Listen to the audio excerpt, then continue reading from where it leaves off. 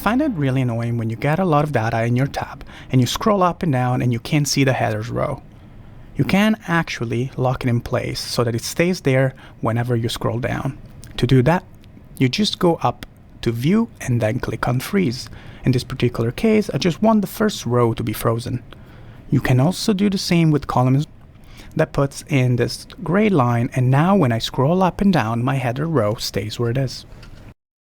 I also like my header row to pop out a little bit more, so I'm going to color those cells.